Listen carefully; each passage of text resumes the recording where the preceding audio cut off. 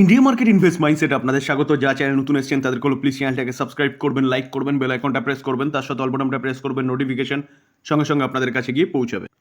RBNL, rail Vikas Nigam limited, এই যে কোম্পানিটা, এই কোম্পানিটা ইনফ্রাস্ট্রাকচার রিলেটেড কাজ করে, বিশেষ করে রেলের ইনফ্রাস্ট্রাকচার, যেখানে রেলের নতুন লাইন বলুন, ইলেকট্রিফিকেশন বলুন, ব্রিজ বলুন, টার্নের বলুন, এছাড়াও কিন্তু সড়ক পরিবহনে এই কোম্পানিটার এক্সপোজার রয়েছে। দেশে নয়, দেশের বাইরেও কিন্তু কোম্পানিটা তার থাবা বসানো শুরু করেছে। তো কোম্পানিটা দেখলে দেখাবে আজকের দিনে কোম্পানিটা 1% মতন কিন্তু পড়েছিল। তো কোম্পানিটা গ্যাপ আপ ওপেনিং হয়েছিল।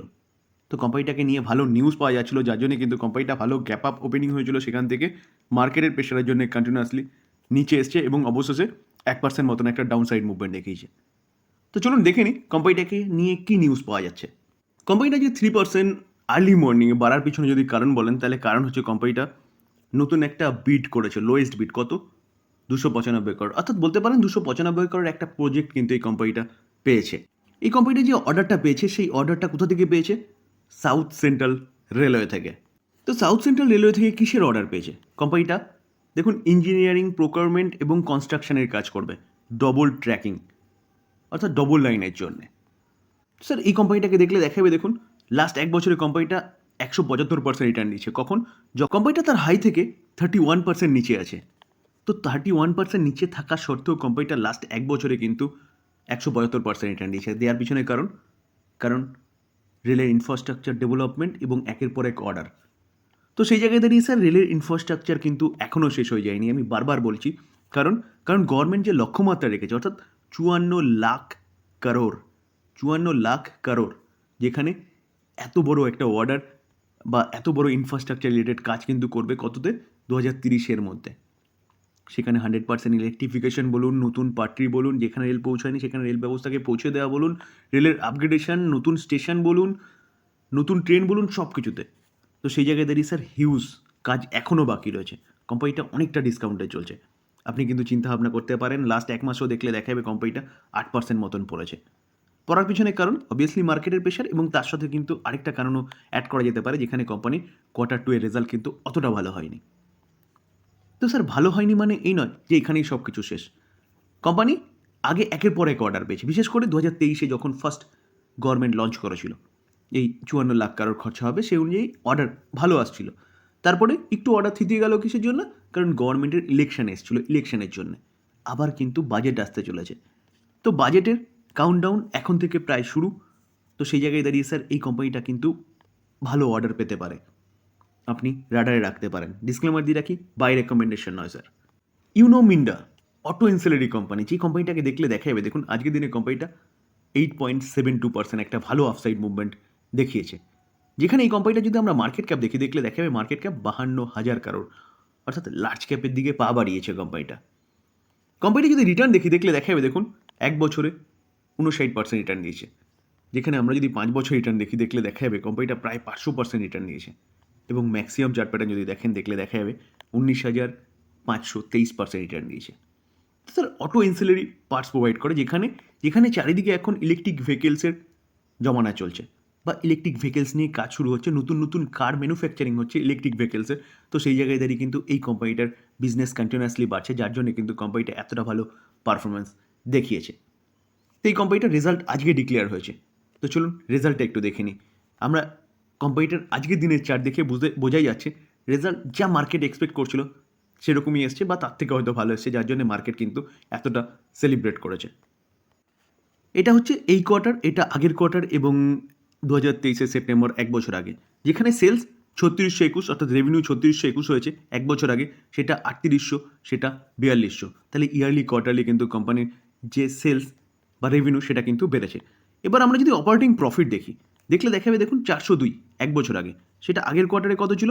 408, এই কোয়ার্টারে 482। তো এখানেও কিন্তু কোম্পানির অপারেটিং প্রফিট ইয়ারলি কোয়ার্টারলি যথেষ্ট ভালো করেছে। সেখানে আমরা যদি নেট প্রফিট দেখি, তো নেট প্রফিট দেখলে দেখা যাবে কোম্পানি এক বছর আগে 238 কারোর, সেই 238 কারোরটা আগের কোয়ার্টারে 211, এই কোয়ার্টারে 266। তো কোম্পানির নেট প্রফিট যেটা, সেটাও কিন্তু ইয়ারলি কোয়ার্টারলি অনেকটাই বেড়েছে। তাহলে বলা যেতে পারে কোম্পানি ফাটাফাটি রেজাল্ট করেছে। যেটা স্যার একটু আগে বলছিলাম, যে এই কোম্পানিটা এতটা ভালো মুভমেন্ট দেখানোর পিছনে কিন্তু হয়তো কোম্পানির রেজাল্ট হয়তো ভালো হয়েছে, কোম্পানির রেজাল্ট কিন্তু যথেষ্ট ভালো হয়েছে, যার জন্য কিন্তু মার্কেট আজকে সেলিব্রেট করেছে। যেখানে নিফটি 1% মতন পড়েছে, সেখানে এই কোম্পানিটা কিন্তু ভালো মুভমেন্ট দেখিয়েছে। লং টার্মের জন্য আপনি এই কোম্পানি নিয়ে কিন্তু চিন্তাভাবনা করতে পারেন। স্যার নাইকা এই কোম্পানিটা আজকের দিনে দেখলে দেখা যাবে 2% মতন কিন্তু একটা ডাউন সাইড মুভমেন্ট দেখিয়েছে, যেখানে এই কোম্পানিটার রেজাল্টও কিন্তু আজকে ডিক্লেয়ার হয়েছে, তবে এই কোম্পানিটার রেজাল্টটা কিন্তু মার্কেট ক্লোজ হয়ে যাওয়ার পরে এসছে। তো চলুন অ্যাট ফার্স্ট একটু রেজাল্টটা দেখে নিই। আমরা সেপ্টেম্বর আগের কোয়ার্টার এবং 1 বছর আগে দেখলে দেখাবে কোম্পানির রেভিনিউ 1507, আগের কোয়ার্টারে 1746, এই কোয়ার্টারে 1875। তো কোম্পানির রেভিনিউ তো ভালো আর্ন করেছে। আমরা যদি অপারেটিং প্রফিট দেখলে দেখতে পারবো যে 1 বছর আগে কোম্পানি 81, সেটা আগের কোয়ার্টারে 96, এই কোয়ার্টারে 104। তো অপারেটিং প্রফিটও ইয়ারলি কোয়ার্টারলি কিন্তু ভালো করেছে। এবার আমরা কি দেখবো, এবার হচ্ছে নেট প্রফিট। তো নেট প্রফিট দেখলে দেখা যাবে কোম্পানি 1 বছর আগে 8 করোড় মতন প্রফিট করেছিল, আগের কোয়ার্টারে 14 করোড়, এই কোয়ার্টারে 13 করোড়। তো ইয়ারলি ভালো করলেও কোম্পানির প্রফিট কিন্তু কোয়ার্টারলি কিছুটা পড়েছে। তো কোম্পানির রেজাল্ট সম্বন্ধে দেখলে দেখা যাবে ওকে পারফরমেন্স দেখিয়েছে এই কোম্পানিটা। তো এই কোম্পানিটা আমরা যদি দেখলে দেখা যাবে, দেখুন 1 বছরে 18% রিটার্ন দিয়েছে। ওকে, আমরা যদি 5 বছর দেখলে দেখা যাবে কোম্পানিটা 54% নেগেটিভ রিটার্ন দিয়েছে। অর্থাৎ কোম্পানিটা মার্কেটে কবে এসছে দেখলে দেখা যাবে, কোম্পানিটা মার্কেটে এসছে নভেম্বর 2021। মার্কেটে প্রেশার ছিল নভেম্বর 2021, কারণ ইউক্রেন রাশিয়ার যুদ্ধ ছিল, নিচে এসছে, কিন্তু কোম্পানি কামব্যাক করতে পারেনি, যেখানে আমাদের ওভারঅল মার্কেট বা ভালো ভালো কোম্পানিগুলো কিন্তু কামব্যাক করেছে। তো স্যার এবার এই জায়গায় যদি কিন্তু একটু চিন্তাভাবনা করে তারপর চিন্তাভাবনা করবেন এই কোম্পানি নিয়ে, বা বলতে পারেন এই কোম্পানি নিয়ে চিন্তাভাবনা করার আগে ভালো মতন থিঙ্কিং করবেন। হিন্ডালকো কোম্পানিটাকে দেখলে দেখা যাবে, দেখুন আজকের দিনে 1%-এর কাছাকাছি কিন্তু একটা ডাউন সাইড মুভমেন্ট দেখেছে। তো এই কোম্পানিটাকে নিয়ে একটা ফাটাফাটি নিউজ পাওয়া যাচ্ছে। তো নিউজে যাওয়ার আগে কোম্পানিটা রেজাল্ট ডিক্লেয়ার করেছিল, চলুন সেই রেজাল্টটাকে একটু দেখে নিই। স্যার আমরা নেট প্রফিটে চলে এসেছি, নেট প্রফিটটা একটু দেখে নিই।